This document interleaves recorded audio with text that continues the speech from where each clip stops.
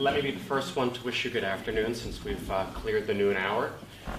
My name is Dr. Ari Yaris. I am the head of the middle school at the Krieger Schechter Day School in Baltimore, Maryland in the States. Just a little bit of quick background about the school so you have some context for this presentation. Krieger Schechter is a Jewish day school affiliated with the conservative movement of Judaism outside of the States that's referred to as Masorti Judaism. It is part of the Schechter Network of Schools, which is a large network of independent Jewish day schools that ascribe to the philosophies and theology of the conservative movement in the United States and Canada. We're located just outside of the city of Baltimore in a rather heavily Jewish populated area of suburban Maryland. As I said before, we're a K-8 school. We run kindergarten through 8th grade. We have a preschool on site as well. All of our students have applied to come to this school rather than attending their local public elementary school. So one of the battles that we face on a regular basis before we even dive into issues of pedagogy and technology is simply enrollment and making sure that what we're presenting in terms of what you can gain from having a Krieger Schechter education in Baltimore is superior to the other options that parents have out there, including the free public option, which is very enticing when you're trying to balance your budget at the end of the year. About 4 years ago, we adopted the use of Google Apps for education as part of how we operate as a school. And if you walk around our halls, you'll often see something akin to what's going on in this cartoon, Google this, Google that. It has become not just a buzzword in terms of Google's presence in our society, but even more so Google's presence in our school. So I'm going to tell you a little bit about the adaptation process and the strengths and weaknesses, and then I want to dive into really how we're using it as an institution to add to what our students are getting out of the Krieger Schechter experience.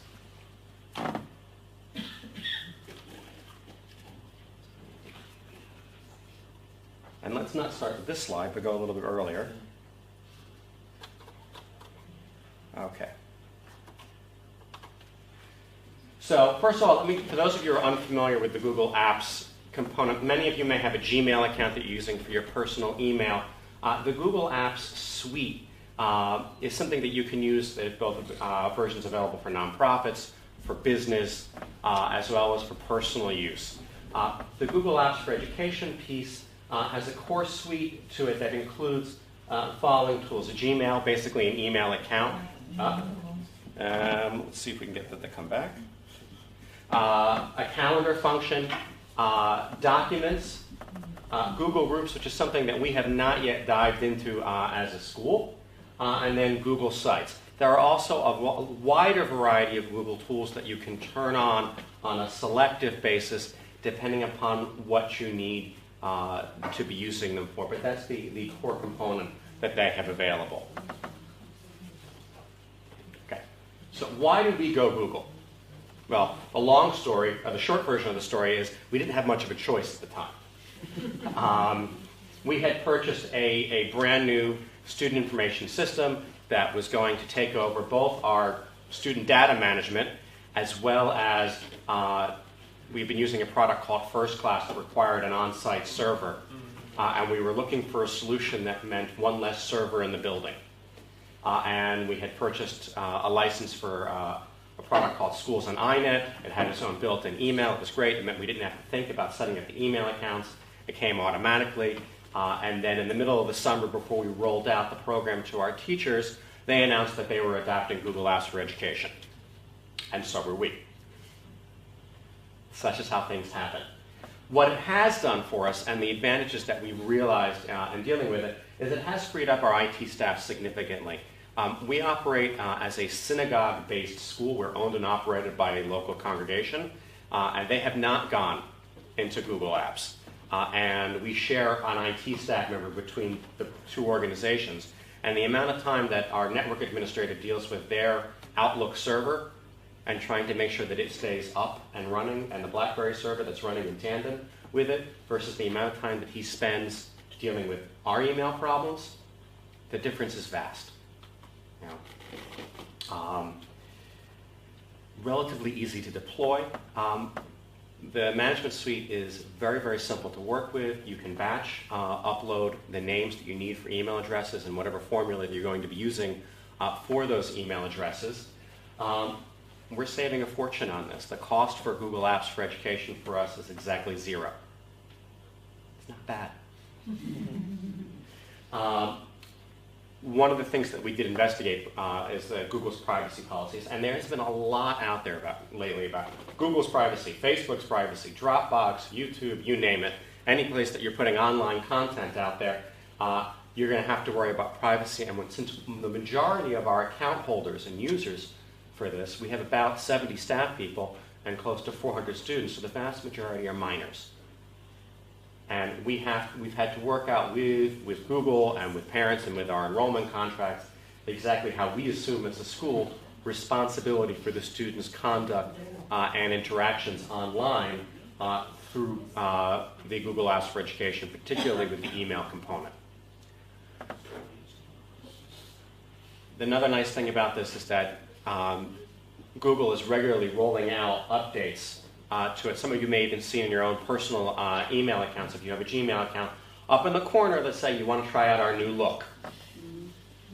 And that new look will be joining our school on Friday when we roll it out to everybody. The other key piece here that we found incredibly advantageous is the ability to access anywhere. Our previous email client, First Class, which is very commonly used by independent schools in the United States, required you to have a specific program on your computer in order to access your First Class email, which meant that if you were on your phone, if you were at home, if you didn't have that particular piece of software, you were stuck and you couldn't get access to your email. And we have, in this world of instant communication, the demands that our parents are placing on our teachers in terms of needing to get feedback from them and being able to ask questions have only increased in the last several years. So the ability of our staff, to quickly check their email at night or at other times and be able to respond to those inquiries has been made much easier by this particular product. All right, now back to the slide you saw before. Why not to go Google? How many of you have at least 6 or 7 passwords that you need to know? Okay. This is my pet peeve. Anytime that I go to a new website, a new service, I have to come up with a new username. I have to come up with a new password. My desk at home is covered with little Post-it notes of this site, that site. It's a little annoying. Now, because we went to Google Apps with our student information system, we had the advantage of them working with us to create a single sign-in solution. By that meaning, before I logged into this presentation, which is embedded within Google Apps, I logged into our student information system, and then I clicked on one button to get into our email system and into the rest of Google Apps. So that piece, we've been able to eliminate that particular challenge, and it's one of the reasons that we've continued to use as many facets of this tool that are available to us, simply because while there are competing products out there that do many of the things that I'm going to show you, I don't really want to have to keep yet another list at my desk of students' usernames and passwords and deal with the impediment to instruction that having to, the third kid needing to go, go to the site. Now I want you to, click on the I forgot my password button. Now go back to your email, open that up, click on the link, recreate a password. Okay, now we need to write it down. The only thing more complicated in our school than dealing with that is making sure that the kids know their locker numbers. So we have managed to avoid that. Now, I mentioned before this upgrade that's happening on Friday. Now, we've planned for it. Some of you with personal Gmail accounts have switched over from having the at the top of the screen having written words describing what the actions are, and you now have a trash can button for delete or a little folder for archive, they just happen sometimes. And because we're dealing with a product that we're not paying for, so our customer relationship is perhaps a little bit different than it would be for a product that, once a year I had our business manager cut a check for, is an issue. Now, thank God, Google's motto, or unofficial motto, is do no evil, which is debatable whether or not they're succeeding in that. But at least for us, the vast majority of the changes that have occurred and the adjustments to the Google Apps package have not done the evil to us.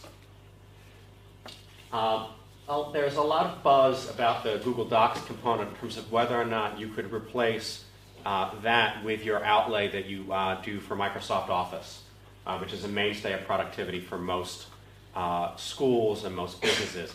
And it's a rather expensive package to have to put on your computers. And then the more computers, particularly as schools try and move to a 1-to-1 ratio, well, if you need, in our case, we would need 400 copies of Microsoft Office if we were to go 1-to-1.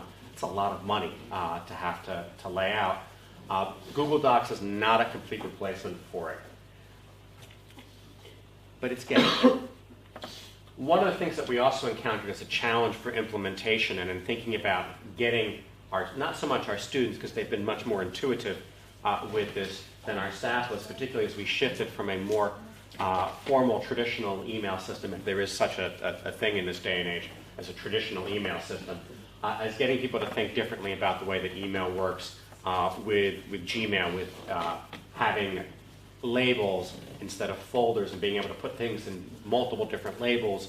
And whereas previously you were thinking, okay, well, I have to figure out, okay, I can file this under the 5th grade, but that means if it's social studies, I can't also file it underneath social studies, whereas in Gmail you have the option to do both of those pieces.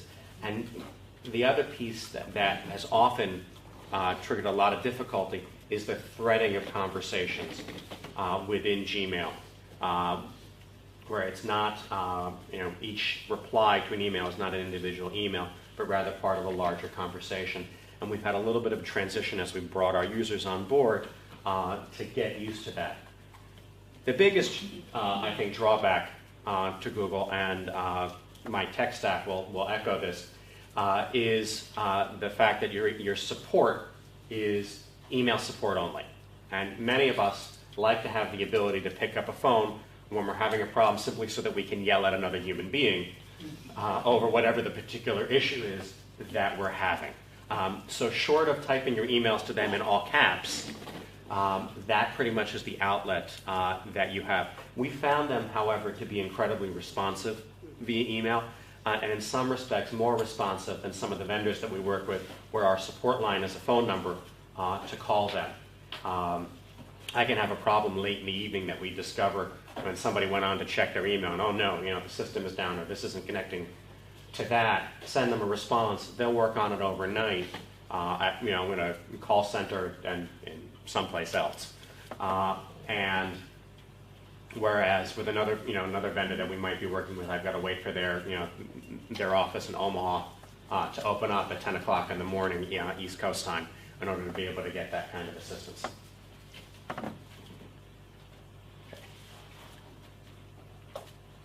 All right. I want to show you putting Google Apps to work at this point. And you'll notice I'm actually embedded right now. The presentation that I'm working with is within one of the Google Apps tools, and I'll go over that with you as we get to that part of the presentation, exactly what the tool is that I'm using. So there are 5 different primary areas that we have made either curricular implementation of Google Docs, or we've used it as Google Apps rather, or we've used it as an administrative tool to assist in the operation of the school. And we're finding that it is equally helpful in both of those areas as a tool for us. So I'm going to start off with something that's actually relatively simple and is not really reliant on this being Google per se. But this is something that we've started doing with our Hebrew classes, we do Hebrew instruction starting in kindergarten with the expectation that by 8th grade our students are becoming close to fluent speakers.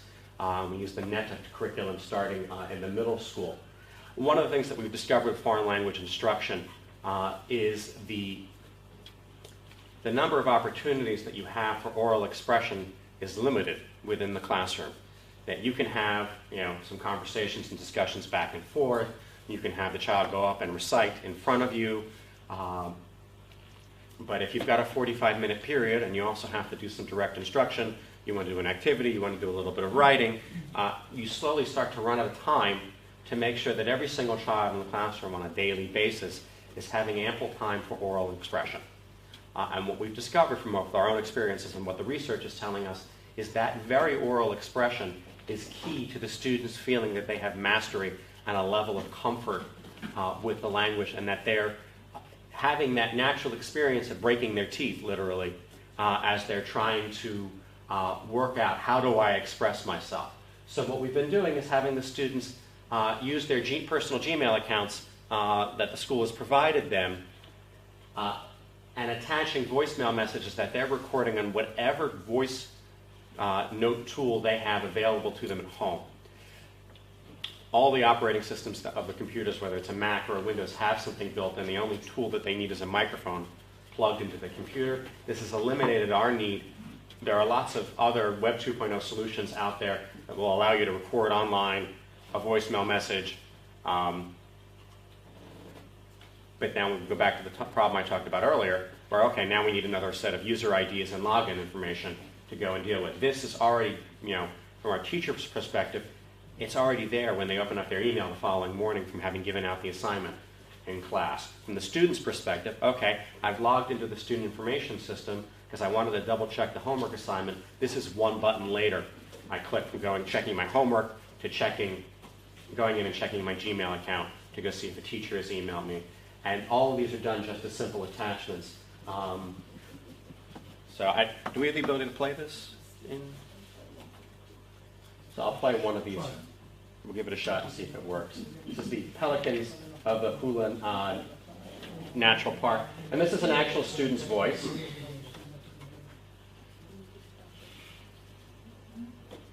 Hasakna'i hu tzipor gadol. L'sakna'i yesh makor gadol ve'arof. Mitachat lehamakor hazeh yesh sak gadol kmo balun. B'sak hazeh hasakna'i shomer et hadagim. Hagof shel hasakna'i ka. Ro'im et hasakna'i be'Yisrael pa'amayim. I'm going to cut him off here. But you can see from that example, he's not working from a written text. And you can see that he's starting to slow down and stumble a little bit as he's trying to think of what he's saying next. From an instructional standpoint, that was something that was very, very important to us to facilitate. And now our students have this kind of assignment in their Hebrew classes multiple times during the week. And the teacher can also answer? And the teacher can, real quickly in an email, hit reply. They can either reply in writing. The student was not the, let's say this, Gabrielle. Okay, I'm going to type you a written response. I'm going to record a voicemail message in the same way that you would literally on a telephone. It's not that much different. The advantage here is we don't have a service that we have to pay for this. We don't have to worry about multiple voicemail inboxes. The teacher has the ability to archive this according to student in their email so that they can go back and look at it. And we have a lot of our teachers that are actually asking the students to answer and doing kind of pre-post assessments with it, where they'll ask a similar kind of question towards the beginning of a unit and ask the same kind of question later in the unit, and having the student listen to both of their answers and do a little bit of self-analysis in terms of where they're seeing their own improvement in their usage of Hebrew. And this is something actually we're also expanding this year to our Spanish instruction, which takes place in 7th and 8th grade. Excuse me? The answer is to their private email? Private email. So the advantage to this is the embarrassment factor that you have. We all have it. We have it when you ask somebody to ask questions in a seminar like this. Oh, I don't really want to get up and talk in front of everybody. We know, and this we're using predominantly with middle school students right now, that sense of fear is almost part and parcel of being a middle school student and not wanting to stand out from their peers. And this way they can stumble as much as they want. We don't do it every day because of the time involvement and the teacher end of things. You know, if you've got a class of 15 and you have to listen to 15 3-minute long messages, it takes a little while. And we use this in conjunction with face-to-face. So in terms of our differentiating our instruction, if you did this face-to-face in class, you might not be assigned to do this at home, and vice versa. All right. And we use Google Calendars as the next area that I'm going to show you more administratively than we do instructionally. Our students have their own separate calendar that has when tests are assigned and when there might be homework assignment and things like that shows up. And this system has not been integrated with that yet, though that is in the works for us. So this is the calendar for 3 of our computer labs. And you can see it's a little busy. This has been a godsend for us in terms of coordinating resources, and we do this for our the 3 physical labs that we have, as well as the 2 mobile labs that the school has, in addition to several other large communal spaces that, you know, prior to this either had a paper calendar on the door or had no calendar, and you might often find yourself trying to get into the room at the same time as somebody else is trying to get into a room. And, well, it's not terribly nice. It screws up your plan for instruction. This has allowed us, you can see the different colors that are associated with each of the different facilities that are up here. And it's allowed us, even if you have on the whim of in class, okay, all of a sudden I've had a great idea of where I want to take my lesson.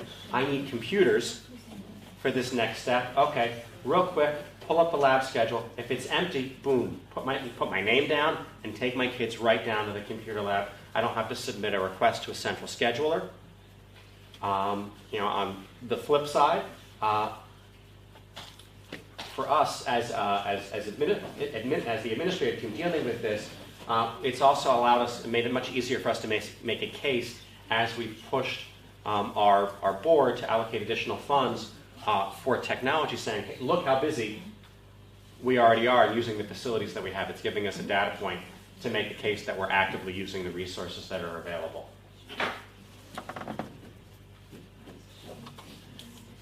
One of the key places that we're using a lot of instruction on is using Google Docs and collaborative document creation.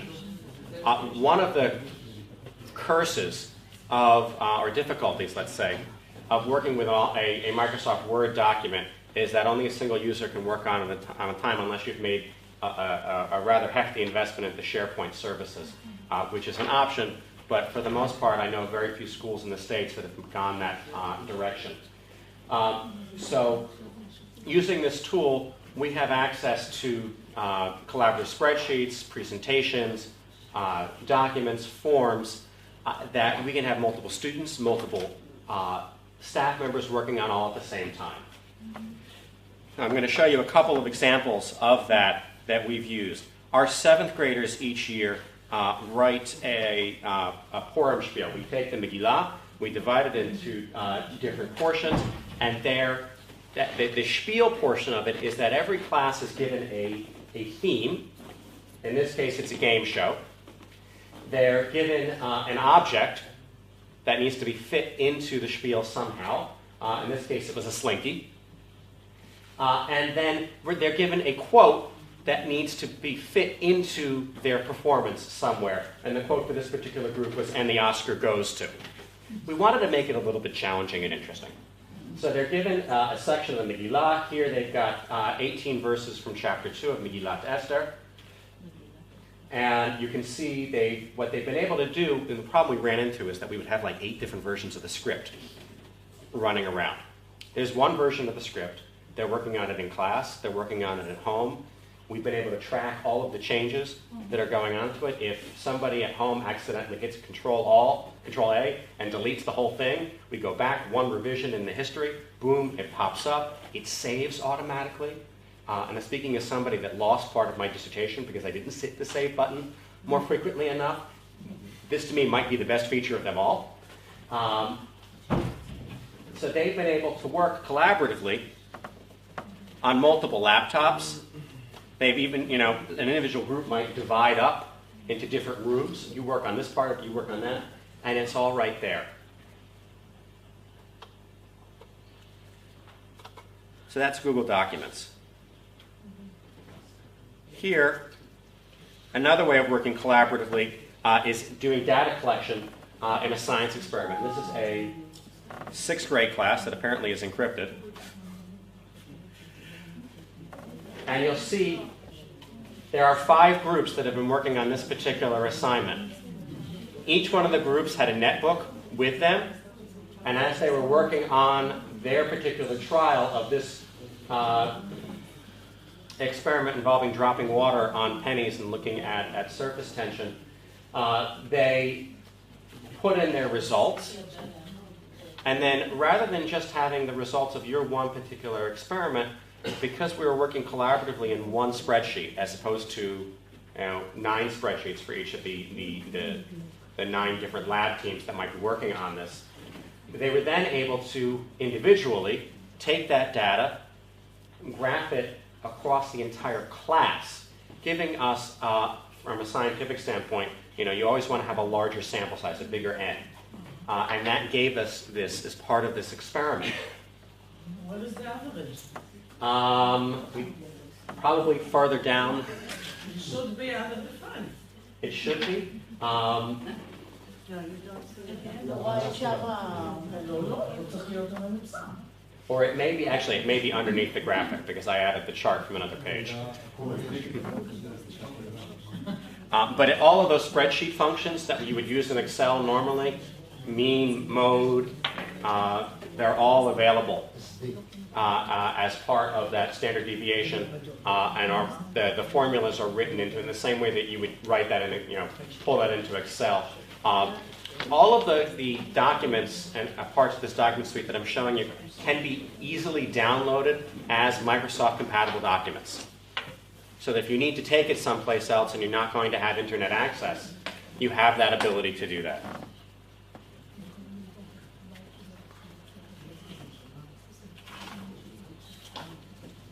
I'm going to show you just a couple more quick examples of this. The spreadsheets also allow you to create a form.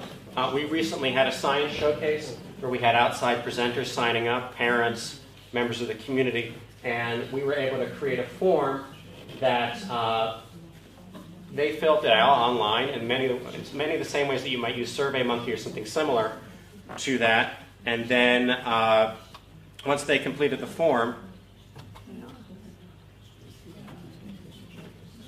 it went directly into a spreadsheet.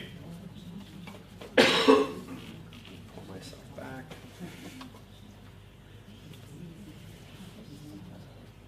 And then all that data was recorded in the spreadsheet for us to be able to go through and create the program for this. The last area that I can show you is just a real quick shared presentation. This is actually the announcements that are on our LCD screen in the lobby of our middle school. And this has replaced some of our morning announcements. Look at it, this way we don't have to tie up time with announcements.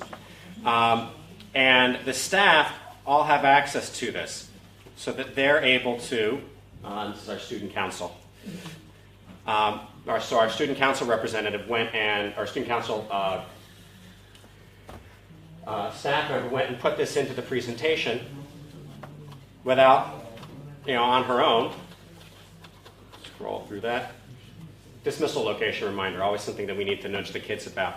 And anytime that we've needed to make an announcement, the staff can go in to put this in. The secretary at our front desk hits one button on her workstation. We didn't have to spend thousands of dollars on an expensive system. This is done really easily with just a simple Google spreadsheet, a Google presentation. All right, 2 last areas to show you. Everything that I've done so far has been embedded in what's called the Google site. It is a really quick and dirty way to create personalized websites that stay in-house. Excuse me? Yes? The option of attaching the file is only for the owner of this document? No. That's the beauty of these. The Google Sites work like wikis, and I'll show you a couple of different ways that our students have used them and our teachers have used them. You can comment on individual pages. You can add attachments to them. And there are a wide variety of gadgets that can be plugged in. So this is an assignment from an 8th grade rabbinics class where they're talking about brachot. And they were given 2 different assignments. One to have a God Appreciation Day and another to have a Parent Appreciation Day. In terms of what are the things that they were stopping and thinking about and reflecting. And they were then, after they had this day, supposed to go and post just their feedback, very much the way that a blog would work. So all the students have posted their own comments here. And what I love about it from an instructional standpoint is that it's time-stamped. So I know exactly who was working on this during lunch.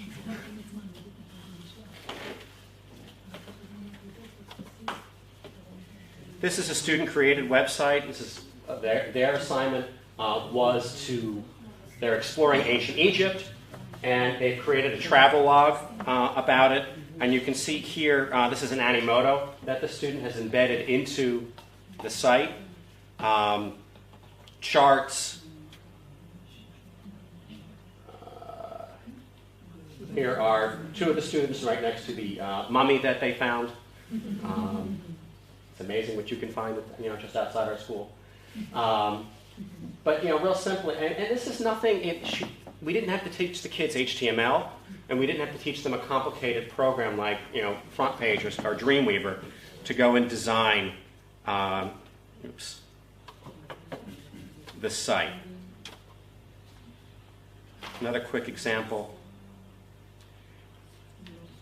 Also a blog format, and you can on the side here's the different places that this child was writing a blog from someone else's perspective that they were traveling through ancient Egypt.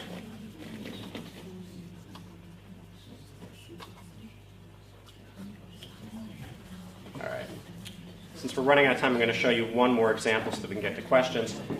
We have also one tool that it's not part of the course suite, but that we added. One of the issues that we run into with trying to share things with our families on our website, ksds.edu, is privacy concerns. We always have families that have said, okay, yes, you can photograph my child. No, you may not photograph my child for publicity purposes. And then us defining what exactly a publicity purpose has also been something that's been rather complicated for us to do. But there have been times where there's been something that's gone on at school that we've wanted to share with the entire community, and that time-consuming task of going through and trying to figure out how do we pick the right pictures that don't have any of the shots of Johnny or Menachem or whoever it was that we don't have permission to use. Particularly, we have found this to be almost impossible with video. So the Google Video, which is separate from YouTube, so these are not publicly accessible videos, are available as one of the tools, and here I've embedded it into a Google site, and it's not currently available, so we won't watch it. But we had when the announcement was made about the deal for Gilad Shalit, the school had a brief celebration, and we captured pieces of it on video, and we thought, oh, well, this is exciting. Look at the joy in the kids because they've been following this for quite some time. We wanted to share that. We wanted to share it immediately, so we weren't going to go through a complex video editing process to get there. And we literally dropped it into Google Videos. All of our parents have accounts in Gmail that are associated with the school's Google Apps. Most of them have set those accounts up for forwarding so that any announcements that we send out to them go to their work or to their personal accounts. And then they were all able, with the instructions that were attached to the email announcement, to go in and watch this. Giving us a nice, added benefit of sharing what had happened that day really immediately, and without dealing with any of the privacy concerns that we would have had we posted this particular video to YouTube, and that one parent who didn't want their kid having a video on, having their face on YouTube, getting upset and then having, created a storm that we didn't necessarily need to have. So that's how we've tackled Google Apps so far within our own school. We're still constantly exploring the different tools that are available to us with this. There are certain pieces that we've not turned on yet as we're trying to figure out what are the educational implications for it and how we're going to tackle that in a responsible and appropriate manner. Okay. Take questions and then lunch.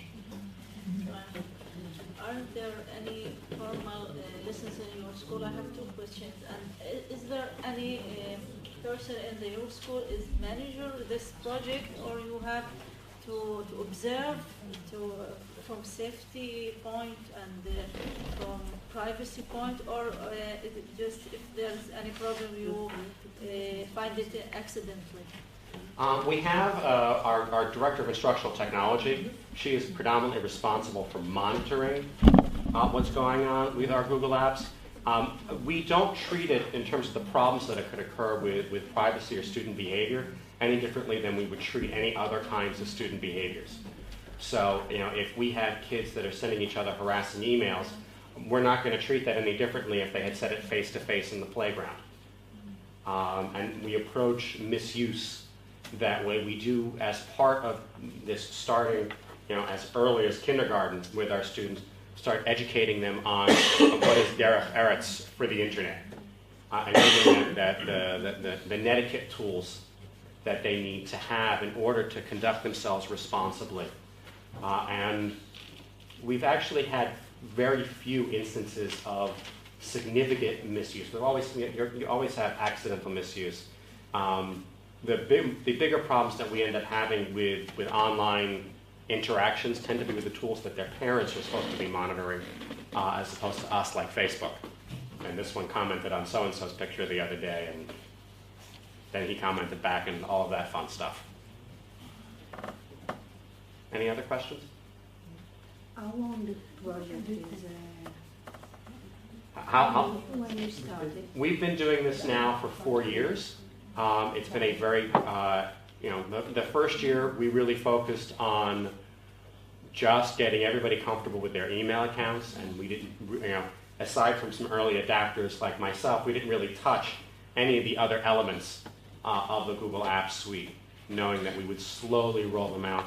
And we've made sure to have a series of ongoing professional development sessions for staff, a lot of drop-in help, and making sure that we have some mentor teachers who are more comfortable with it, so that, for example, the 3 or 4 Google Sites that I showed you, those are all teachers who are also working with other teachers to add Google Sites as an instructional tool. Sorry, we're going to have to go to lunch now. Can we, I'm going to offer Ari's, you can answer here, can we ask questions over lunch and so on, and keep the discussion going, and also through the week. We need to be